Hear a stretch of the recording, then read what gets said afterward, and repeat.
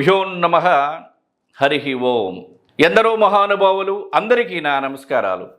వాస్తవం జ్యోతిష్యం నిజం అనేటువంటి నినాదంతో మనం ముందుకు వెళుతూ ఉన్నాం. ఆ క్రమంలో మనం ఈరోజు తెలుసుకునేటువంటి విషయం ఏమిటంటే సెప్టిక్ ట్యాంక్.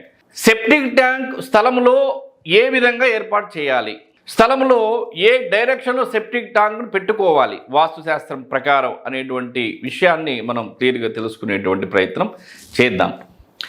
తూర్పు, పడమర, ఉత్తరం, దక్షిణం, ఈశాన్యం, నైరుతి, ఆగ్నేయం, వాయువ్యం.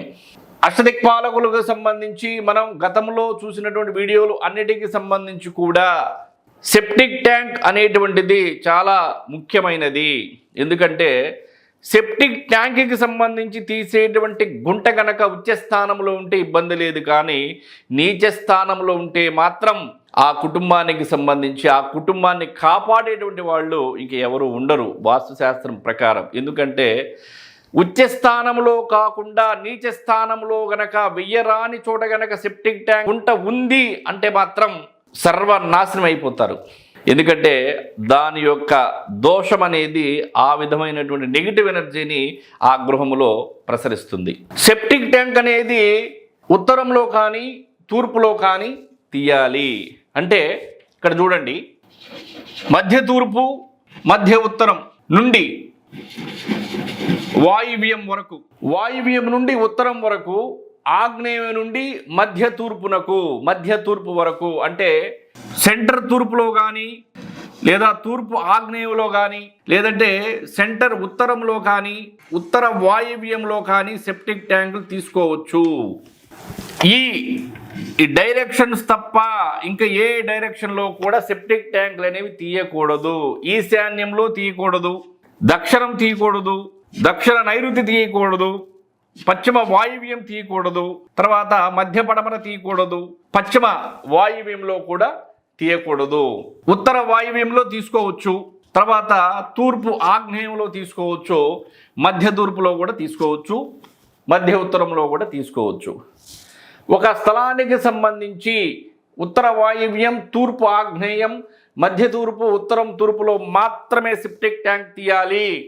సెప్టిక్ ట్యాంక్ సంబంధించినటువంటి గుంటను తీయాలి.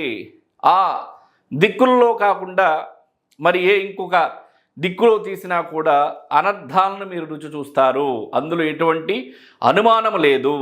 కాబట్టి తూర్పున బావి శుభాల దీవి, తూర్పున బావి శుభాల దీవి, తూర్పున గుంట ఇంటిలోని వారికి ఆరోగ్యానికి, ఐశ్వర్యానికి, సిరులకు పంట.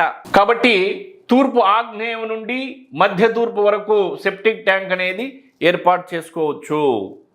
అలాగే ఉత్తరం గుంట స్త్రీలకు, పురుషులకు వ్యవహారాలలో జయం. ఇంకా ఉత్తరం గుంట కాబట్టి వాయువ్యం మూల నుండి మధ్య ఉత్తరం వరకు, ఆగ్నేయం మూల నుండి మధ్య తూర్పు వరకు సెప్టిక్ ట్యాంకులను నిర్మాణం చేయాలి. తర్వాత ఆ సెప్టిక్ ట్యాంకులు ఎటువంటి పరిస్థితుల్లో కూడా సింహద్వారంలో కానీ లేదంటే ఇంటికి టచ్ అవ్వటం కానీ లేదంటే ఇంటికి టచ్ అయ్యి ప్రహరీకి కూడా టచ్ అవ్వటం కానీ చేయకూడదు.